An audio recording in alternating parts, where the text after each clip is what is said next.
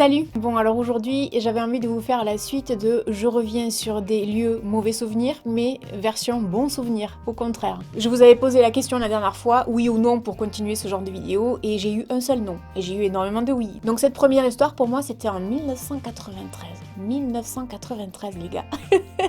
C'est vieux! Wouh! On est en 2018, presque 2019. Le temps passe, mes enfants. Le premier lieu sur lequel j'ai eu envie de revenir, en fait, c'est un salon de coiffure. Alors, vous comprendrez que là, effectivement, je peux pas le filmer. Ce salon, la personne qui le tient, c'est mon premier amour. C'est un peu la suite, si vous voulez, de ma première fois quand, hein, où je vous ai parlé du premier bisou, etc., etc. La fameuse anecdote de à 16 ans et demi, quand ma mère me dit tu rentres à 11h et que je rentre à minuit et demi. Je suis rentrée comme ça, j'ai ouvert délicatement le verrou avec la clé, j'ai refermé derrière moi, j'ai enlevé les chaussures, je marchais doucement, et d'un coup j'entends, c'est à cette heure-ci qu'on rentre.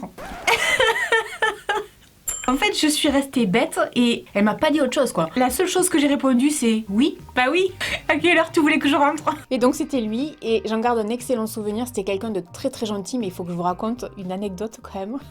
J'allais au lycée et tous les matins je passais en bus devant son salon de coiffure ou alors à pied. Donc un jour je passe devant son salon de coiffure, il était sur le pas de la porte, il me regarde passer et il fait...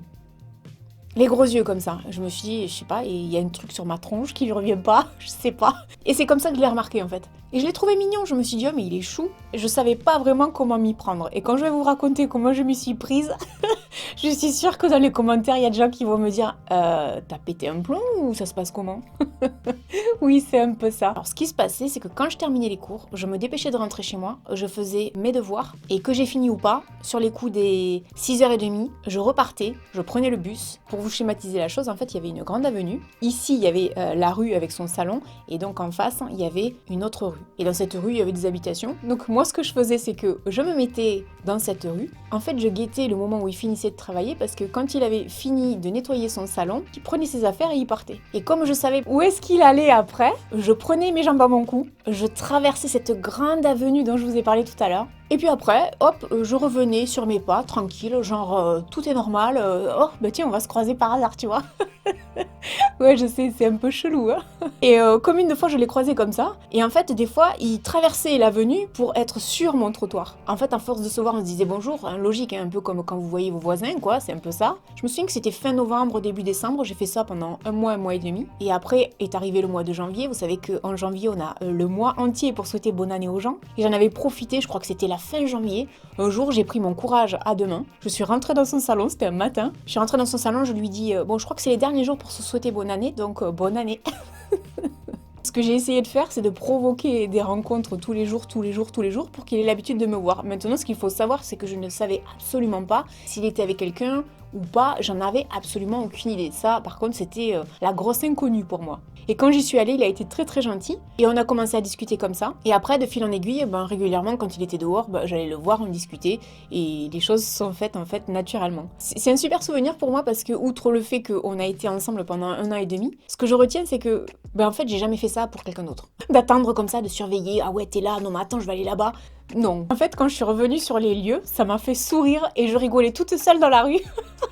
Et les gens, ils ont dû se dire, celle-là, elle est pas nette. Hein. Parce que, ouais, c'était un très très bon souvenir, en fait. Alors, le second lieu où je voulais revenir, c'était la fac de Perpignan. J'ai fait des études de langue, je voulais être prof d'anglais, et donc je suis allée jusqu'en licence. Alors, la fac, pour moi, ça n'a jamais été un super souvenir, parce que je trouvais que l'ambiance était pourrie entre les élèves. Je trouve que c'était un peu comme sur YouTube, quoi. Mais encore, YouTube, c'est plus pourri. Mais bon, là où je garde un très très très bon souvenir en fait, c'est que la première année, je passais certains modules, alors je pense qu'entre temps ça a dû changer, hein, je sais pas. Dites-vous que ça date des années 98-2000. Et là, je sens que les gens qui me connaissent pas, qui découvrent ma vidéo aujourd'hui, doivent se dire « Attends, mais quel âge est là ?» Parce que 93, maintenant 98, j'ai 42 ans. Et je suis très fière d'être sur YouTube. Et il n'y a pas d'âge pour être sur YouTube. Et donc en fait, à l'époque, il y avait des modules. Et quand on réussissait un module, on n'avait pas besoin de le repasser. Ce qu'il y a, c'est que j'ai redoublé ma première année. En fait, j'avais pas fait attention à une chose, c'est que si on réussissait un module, mais qu'on en ratait d'autres, en septembre, il fallait tout recommencer. Et j'avais pas pigé. Et donc moi, je vais en septembre au repêche pour certains modules, d'autres non, parce que en plus j'avais eu des bonnes notes. Vient le moment des résultats fin septembre. Et là, je me rends compte que je suis recalée. Et là, je comprenais pas. Je me suis dit, qu'est-ce que c'est que ça? Il y a une erreur. Je vais au secrétariat, je demande une explication. Bah oui, c'est normal, vous n'êtes pas venu, vous l'avez pas repassé. Bah je l'avais déjà. Ah bah oui, mais il fallait le repasser. Ah ok, j'étais pas au courant. Ah bah oui, mais c'est comme ça, vous êtes recalé. Je me suis dit, ah, alors là, non. On va pas perdre encore une année, quoi, les gars. Soyons sérieux, on va pas mettre 3 ans pour avoir une année. Non. Et du coup, ben, je rentre chez moi en larmes. Mon petit copain de l'époque qui me dit, mais qu'est-ce que t'as? Il me dit, ouais, mais c'est pas grave, il faut que t'ailles voir le responsable de ton année et tout, te laisse pas faire, machin.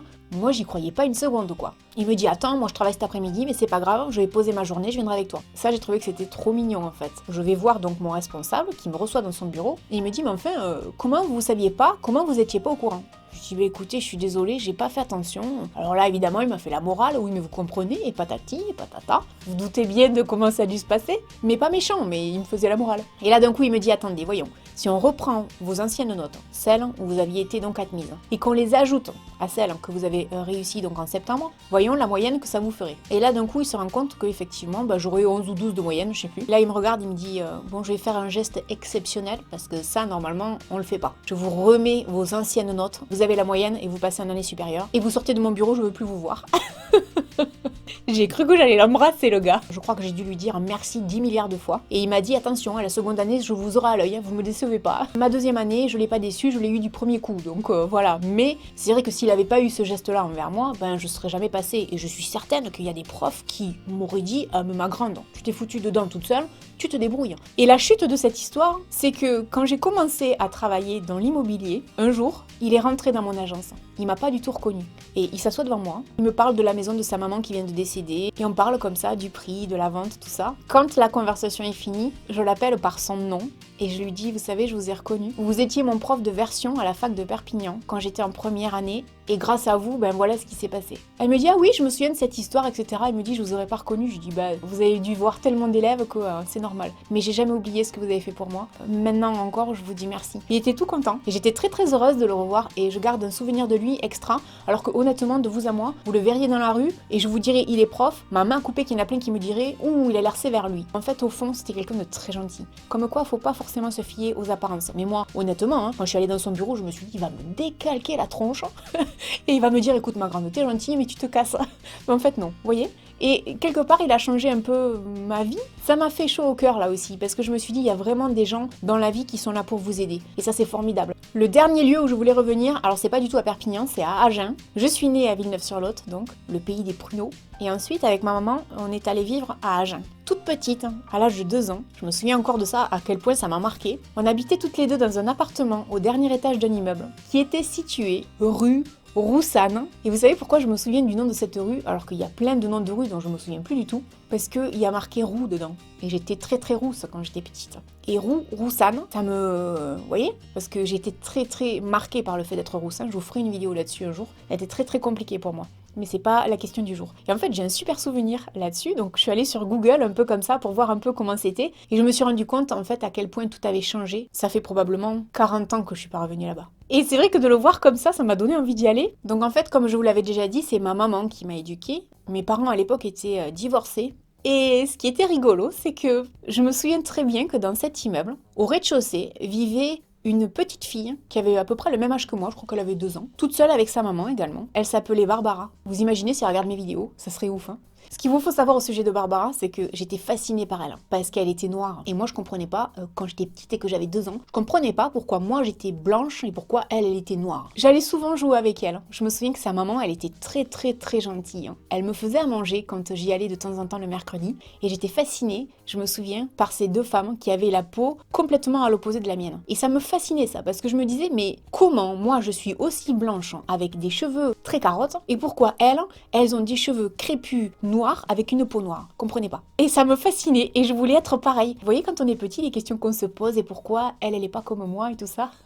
Et je trouvais ça génial que on soit tellement différentes en fait et qu'on s'entende aussi bien. C'était vraiment ma meilleure amie. Et puis après, on a déménagé, je l'ai perdue de vue, je ne l'ai jamais retrouvée parce que malheureusement je me rappelle pas du tout de son nom de famille. Alors là, je sais pas. Je garde un très très bon souvenir de ça et je sais que j'allais jouer chez elle, elle venait jouer chez moi.